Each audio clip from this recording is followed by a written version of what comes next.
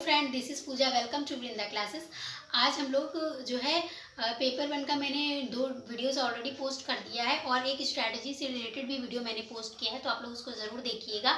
और 2 के लिए मैं जो है प्रीवियस ईयर आज से स्टार्ट कर रही हूँ और आप लोगों जो है इसको ज़रूर देखिएगा और इसको सपोर्ट भी करिएगा। सपोर्ट करिए, लाइक करिए, सब्सक्राइब करिए और करवाइए सीटेड वालों बच्चों के लिए। ये सारे प्रीवियस ईयर बहुत इंपॉर्टेंट होते हैं, आप लोगों को पता ही होगा कि प्रीवियस ईयर का बहुत ही अच्छा रोल रहता है। ठीक है, तो चलिए वीडियो स्टार्ट करते हैं हम लोग और प्रीवियस ईयर का पेपर सॉल्व करते हैं। कोई क्वेश्चन रहेगा तो कमेंट सेक्शन में कमेंट करिएगा। ओके, करेंगे। तो चलिए 51 से हमारा मैथ का पेडागोजी स्टार्ट होता है। ये पेपर 2 के लिए है। तो स्टार्ट करते हैं। हमारा फर्स्ट क्वेश्चन, गणित के शिक्षण में जीन पियाजे के ढांचे को शामिल करने के लिए शिक्षक को सम्मिलित करना चाहिए। In order to incorporate Jean पियाजे framework in teaching of mathematics a teacher must, क्या करना चाहिए टीचर को? ऑप्शन नंबर 1 है initiate group discussion in the classroom, या ग्रुप डिस्कशन करवाना चाहिए। तो मैथ की पेडागोजी है तो आप डिस्कशन से थोड़ा इफेक्टिव नहीं रहेगा। ऑप्शन नंबर 2 है focus only on age specific problem solving task, तो ऐसा बिल्कुल नहीं है। शेड्यूल विजिट टू कम्युनिटी, तो इससे मैथमेटिक्स में उसको टीचिंग करवाना है तो कुछ उसको जो है कंसेप्ट रिलेटेड कुछ चीज़ें अगर वो बताएगी तो वो बेटर होगा। Give enough manipulatives to work with in order to teach a concept. ठीक है, डिफरेंट टाइप की उसको जो है हस्त कौशल सामग्री देगी जिससे कि उसकी अवधारणा जो है वो उस चीज़ को बारे में बन सके। तो ऑप्शन नंबर 4 हमारा है यहाँ पे, एक अवधारणा को पढ़ाने के लिए पर्याप्त मात्रा में हस्त कौशल सामग्री से कार्य करवाए। ऑप्शन नंबर 4 हमारा यहाँ पे राइट आंसर है। हमको पेडागोजी सॉल्व करते वक्त, सब्जेक्ट की पेडागोजी सॉल्व करते वक्त ये याद रखना है कि मतलब किस सब्जेक्ट की पेडागोजी हम लोग सॉल्व कर रहे हैं, उसी वे में हम लोग को आंसर देना है। ठीक है, नेक्स्ट क्वेश्चन की तरफ चलते हैं। क्वेश्चन नंबर 52 है विच of the following is not a characteristic of mathematic lesson planning. तो मैथमेटिक के लेसन के प्लानिंग के लिए कौन सा इसमें एक विशेषता उसकी नहीं है। तो क्वेश्चन यहाँ हिंदी में भी रीड कर लेते हैं। निम्नलिखित में से कौन सी गणित पाठ योजना की विशेषता नहीं है। तो ऑप्शन नंबर 1 है यह शिक्षण को व्यवस्थित और सुव्यवस्थित बनाता है। या ऑप्शन नंबर 2 है यह छात्रों को तत्काल सुधारात्मक उपाय करने की आदत विकसित करने में मदद करता है। कि यह शिक्षक को बच्चों को सिखाने की ज़रूरतें और क्षमताओं के बारे में अंतर्दृष्टि विकसित करने में मदद करता है। यह ऑप्शन नंबर 4 है हमारा, यह शिक्षकों को बच्चों की कठिनाइयों को पूर्वाभास करने और उसे निपटाने में मदद करता है। तो क्वेश्चन नंबर 52 के लिए आपका क्या आंसर होगा? तो यहाँ पे आप देखिए कि गणित पाठ योजना का विशेषता नहीं है, तो यह छात्रों की तत्काल सुधारात्मक उपाय करने की आदत विकसित करने में मदद करता है। तो ऑप्शन नंबर 2 यहाँ पे हमारा राइट आंसर हो जाएगा। इसको इंग्लिश में भी इंग्लिश में भी रीड करती हूँ। It make teacher systematic and well organised. It help student to develop the habit of undertaking immediate corrective measure. या it help teacher in developing insight about the learning needs and abilities of children. It helps teachers to learn to force and tackle learning difficulties of children. तो ये सारे हमारे objectives हैं, गणित पाठ योजना की विशेषताएं हैं। ऑप्शन नंबर 2 हमारा है यहाँ पे राइट आंसर है, ये हमारा विशेषता नहीं है। चलिए यहाँ ऑप्शन नंबर 2 को मार्क कर लीजिए। चलिए नेक्स्ट क्वेश्चन की तरफ चलेंगे। 53 नंबर का क्वेश्चन है हमारा।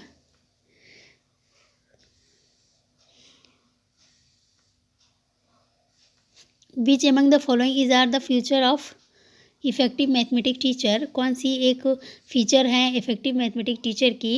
Should be competent and confident in the subject matter, बिल्कुल अपने सब्जेक्ट में उसको कॉन्फिडेंट होना चाहिए, निपुण होना चाहिए। Should be able to provide procedure knowledge to the student so that they can solve the problem. सिर्फ प्रॉब्लम को सॉल्व करने के लिए ही वो नॉलेज ना प्रोवाइड करे तो ये हमारा सही नहीं होगा इफेक्टिव टीचर के लिए। Should able to create a stimulating classroom environment conducting to learning, बिल्कुल। Continues to investigate the new mathematical knowledge and effective teaching strategy, बिल्कुल टीचिंग स्ट्रैटेजी इफेक्टिव होनी चाहिए एक टीचर की। अब इसको हिंदी में थोड़ा सा रीड कर देती हूँ कि अध्यापक के प्रभावशाली लक्षण क्या होने चाहिए गणित के टीचर के लिए। विषय वस्तु में सक्षम और आत्मविश्वासी हो, बिल्कुल। छात्रों को कार्यावधिक ज्ञान देने में योग्य है, जिससे कि वे प्रश्नों को हल कर सकें। तो सिर्फ प्रश्नों को हल करने के लिए ही वो एक इफेक्टिव टीचर के कैरेक्टरिस्टिक नहीं होता है, ठीक है। तो ये हमारा रॉन्ग आंसर हो जाएगा। कक्षा में उद्दीपन वातावरण को स्थापित करना जो कि अधिगम के लिए अनुकूल है, तो बिल्कुल ये हमारा राइट आंसर है। नए गणितिक ज्ञान और प्रभावकारी अध्ययन योजनाओं को लगातार अनुसंधान करता है, ठीक है। तो ऑप्शन नंबर हमारा 1 सी और डी, मतलब ए सी डी राइट आंसर है। तो हम लोग देखते हैं कौन से ऑप्शन में ए सी डी है। तो यहाँ ऑप्शन नंबर 4 हमारा यहाँ पे राइट आंसर है, ठीक है। ए सी डी, बी को छोड़ के बाकी सारे ऑप्शन ठीक हैं, ठीक है। इंग्लिश में भी आप सेम जो है इसको मार्क कर लीजिएगा। नेक्स्ट क्वेश्चन 54 की तरफ चलते हैं। Which one of the following practice is not suitable for teaching mathematics at upper primary level? निम्नलिखित में से कौन सी विधि उच्च प्राथमिक स्तर पर गणित शिक्षक के लिए उपयुक्त नहीं है? कौन सी विधि उपयुक्त नहीं है? तो यूजिंग मैथमेटिकल लेबोरेटरीज, तो ये तो यूज़फुल ही है। Using mathematical game and puzzle, तो ये भी यूज़फुल है। यूजिंग ओपन एंडेड क्वेश्चन, बिल्कुल। क्लोज एंडेड नहीं, ओपन एंडेड क्वेश्चन होना चाहिए। यूजिंग ओनली फॉर्मल एल्गोरिथम, तो ओनली वाले शब्द को हमको वैसे इग्नोर करना है। टैग वर्ड आप लोगों ने पढ़ा ही होगा, जहाँ ओनली हो उससे बचना है, और सिर्फ ओनली फॉर्मल एल्गोरिथम को पढ़ाना है, यूज़ करना, ये बिल्कुल भी गलत है। तो ऑप्शन नंबर 4 हमारा यहाँ पे राइट आंसर हो जाएगा। औपचारिक कलन विधि का उपयोग, ठीक है, ये गलत है। चलिए नेक्स्ट क्वेश्चन की तरफ चलेंगे। क्वेश्चन नंबर 55 है हमारा। क्वेश्चन काफ़ी बड़ा है, चलिए रीड करते हैं इसको। बड़े क्वेश्चन में रीड करते हैं, थोड़ा सा जूम में कर ले रही हूँ उसको। After the class on ratio and proportion, mister Alok, a middle school mathematics teacher, thought of conducting a diagnostic test to assess the student ability to identify situation of non proportional thinking. Which of the following question are most relevant to be included in this test. तो एक mister आलोक teacher हैं जो कि बच्चों को पढ़ा रहे हैं, क्या, प्रोपोर्शन, रेशियो एंड प्रोपोर्शन पढ़ा रहे हैं, मतलब अनुपात और समानुपात पढ़ा रहे हैं। तो वो बच्चों का मूल्यांकन करना चाहते हैं। तो इसमें से किस परीक्षा में कौन सी परीक्षा ऐसी है जो अत्यंत प्रासंगिक होगी, रेलिवेंट होगी, ठीक है। तो कोई ऑब्जेक्टिव ऑप्शन देख लेते हैं हम लोग। ऑप्शन नंबर 1 है, सीता और सोहा एक ही फॉर्म में मक्का बो रही हैं। सीता ने 4 पंक्तियाँ और सोहा ने 6 पंक्तियाँ लगाई हैं। यदि सीता का मक्का 8 सप्ताह में तैयार हो जाता है, तो सोहा का मक्का कितने सप्ताह में तैयार होगा? ऑप्शन नंबर 2 है, एक विद्यालय प्रति 8 छात्रों के लिए दूध के 3 डिब्बों का ऑर्डर करता है। यदि विद्यालय में 624 छात्र हैं, तो कुल कितने डिब्बे का ऑर्डर करना होगा? या ऑप्शन नंबर 3 हमारा, एक विद्यालय में छात्रों का अध्यापकों से अनुपात 16:1 है। यदि विद्यालयों में इतने छात्र हैं, 1248 छात्र हैं, तो अध्यापकों की संख्या ज्ञात कीजिए। ये ऑप्शन नंबर 4 आपके सामने है। 4/6 = x/15 है, तो x ज्ञात कीजिए। तो आप लोग अपने अकॉर्डिंग आंसर लगाइए कि आप लोग के अकॉर्डिंग कौन सा आंसर सही है। तो ऑप्शन नंबर 1 है हमारा यहाँ पे राइट आंसर हो जाएगा। इस प्रकार की समीक्षा में सम्मिलित होने के लिए निम्नलिखित में से कौन सा प्रश्न अत्यंत प्रासंगिक है? तो ऑप्शन नंबर 1 हमारा जो है वो राइट आंसर हो जाएगा, ठीक।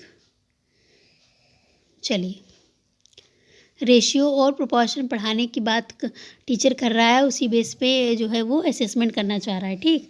चलिए नेक्स्ट क्वेश्चन की तरफ चलेंगे। नेक्स्ट क्वेश्चन हमारा 56 है। ये teacher use open ended problem during teaching learning process of mathematics. जब एक टीचर मैथमेटिक्स का टीचर है और वो open ended problem solving problem को जो है यूज़ करता है, तो वो किस तरह की प्रैक्टिस में हेल्प कर रहा है बच्चों की, ठीक है। Creative thinking, divergent thinking, equality in classroom, convergent thinking, which of the following is correct, ठीक है।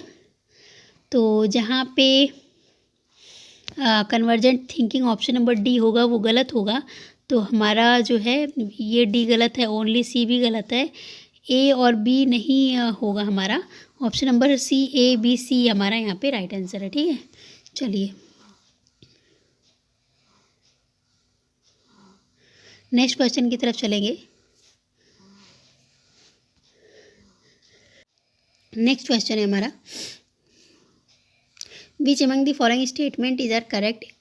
तो हमको 2-3 स्टेटमेंट दिया है, बताना है कौन सा सही है मैथमेटिक्स से रिलेटेड। तो चलिए स्टार्ट करते हैं हमारा क्वेश्चन। ऑप्शन नंबर 1 है every mathematical concept give rise to more mathematical concept, या mathematic idea grow from abstract to concrete, या mathematical ideas grow from particular to general.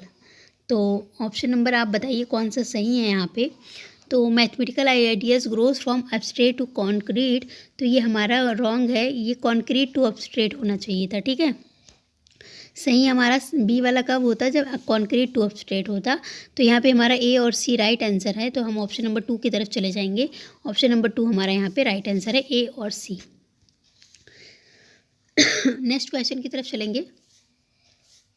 ये इसी का हिंदी में है, मैं रीड कर देती हूँ। निम्नलिखित में से कौन सा कथन उचित है? प्रत्येक गणितीय उदाहरणा और अधिक गणितीय उदाहरणों को उत्पन्न करती है। बिल्कुल। गणित विचार अमूर्त से मूर्त की ओर विकसित करती है, तो मूर्त से अमूर्त की ओर होना चाहिए था। ऑप्शन नंबर सी है हमारा, गणितीय विचार विशेष से सामान्य की ओर विकसित होता है, तो बिल्कुल ये हमारी बात सही है, ए और सी यहाँ पे राइट आंसर है, ठीक है। चलिए नेक्स्ट क्वेश्चन की तरफ चलेंगे। नेक्स्ट क्वेश्चन 58 है हमारा। In a given data which of the following measure of central tendency would be affected by 2 और मोर एक्सट्रीमली लार्ज और extremely small value outside the range of the rest of the data. तो इसको हिंदी में read करती हूँ। ये mean median mode से related question है, जो कि उसका मतलब लैंग्वेज में दिया हुआ है कि मीन का जो डेफिनेशन है, दिए गए आंकड़ों में केंद्रीय प्रवृत्ति के मापों में कौन सा मान प्रभावित होगा जब एक या दो अत्यधिक बड़े अत्यधिक छोटे मान बाकी के आंकड़ों के परिसर से बाहर रहेंगे, तो हमारा ये मीन जो होता है वो यहाँ पे क्या हो जाएगा, अफेक्टेड होगा, ठीक है। चलिए नेक्स्ट क्वेश्चन की तरफ चलेंगे। मीन मीडियन मोड से क्वेश्चन भी पूछ सकता है, और मीन मीडियन मोड से पेडागोजी का भी क्वेश्चन, जैसे आप लोग देख रहे हैं, आता है। तो ये एक टॉपिक है, आपको मैथ में प्रिपेयर करना रहेगा पेपर 2 वालों को, ठीक है। नेक्स्ट क्वेश्चन की तरफ चलेंगे। And middle school, question number 59 है हमारा। And middle school mathematic teacher use following strategy in her geometry classes. तो ज्योमेट्री क्लासेस में एक मैथमेटिकल टीचर को जो है मैथमेटिकल टीचर जो है यूज़ करती है फॉलोइंग स्ट्रेटेजीज़। तो कौन सा इसमें बेटर होगा? The pedagogy use by teacher focus on, किस पे वो फोकस करेगी? ऑप्शन नंबर 1 है, मतलब ये फॉलोइंग क्लास है जो है, तो जो फॉलोइंग ऑप्शंस हैं इसमें से कौन सी एक मतलब टीचर किस चीज़ पे फोकस करना चाहती है? तो ऑप्शन पहले रीड करते हैं। Using a set of weights of about 15 degree to measure varieties of angles, या overlapping cut out of various angle to find out angle with equal measure, measuring a straight line segment using pencil of different length. तो इसमें teacher जो होती है वो किस चीज़ पर focus करना चाहती है, ये सारी चीज़ यूज़ करके, ठीक है। क्वेश्चन हिंदी में रीड करती हूँ।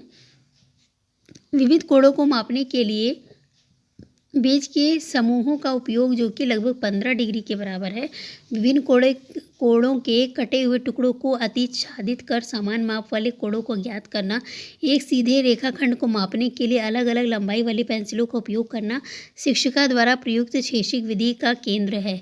मतलब किस पर वो फोकस कर रही है, किस चीज़ों पर फोकस कर रही है, ठीक है। तो ये सारी चीज़ करके वो ये असंख्यात्मक तुलना को फोकस कर रही है, यानी कि मैं इंग्लिश में बता दे रही हूँ क्योंकि मुझे हिंदी के टर्म्स ही जल्दी समझ में नहीं आते हैं। Non numerical comparison of angle size, ठीक है। तो यहाँ पे ऑप्शन नंबर बी हमारा राइट आंसर हो जाएगा, ठीक। ये सारी स्ट्रेटजीज़ को फॉलो करती है और सारा चीज़ ये यूज़ करती है, क्योंकि वो फोकस करती है जो नॉन न्यूमेरिकल कंपैरिजन है अलग अलग एंगल साइज के उस पर, ठीक है। चलिए नेक्स्ट क्वेश्चन की तरफ चलेंगे। आवर लास्ट क्वेश्चन इज 60, जो कि 10 मार्क्स की पेडागोजी आती है। Activities are an important tools for learning in elementary school mathematics classroom, because activities important tool होता है मैथमेटिक्स को सीखने के लिए, क्योंकि engaging in activity encourage strategy, mathematical thinking and development of computational fluency. Activity में इंक्लूड करने से बच्चों की जो कंप्यूटेशनल मानी गणना करने की फ्लुएंसी है वो डेवलप होती है, बिल्कुल डेवलप होती है। एक्टिविटीज़ करने से serve as motivation for student to practice and tools for teacher to assess the student या हमारा ऑप्शन नंबर 3 है activities help teacher to complete the syllabus. तो ये बिल्कुल भी राइट आंसर नहीं हो सकता है। सिलेबस जहाँ ख़त्म करने की बात होगी वो चीज़ आप काट दीजिएगा। ओनली वाली बात होगी या सिलेबस ख़त्म करने वाली बात होगी, ये चीज़ आप कभी भी पेडागोजी में फॉलो मत करिएगा, ठीक है।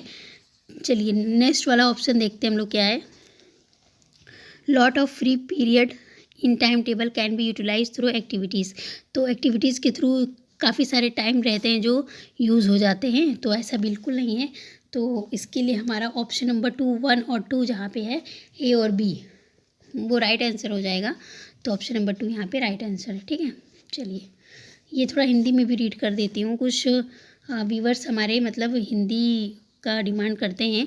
ऑप्शन नंबर 1 है हमारा क्रियाकलापों द्वारा व्यस्त करना गणितीय चिंतन और परिकलन प्रवाह के विकास को विकसित करता है। परिकलन यानी कैलकुलेशन को तो बिल्कुल करता है। क्रियाकलाप छात्रों को अभ्यास के लिए प्रेरित करते हैं और शिक्षक द्वारा छात्रों का मूल्यांकन करने के लिए एक साधन है, बिल्कुल साधन है।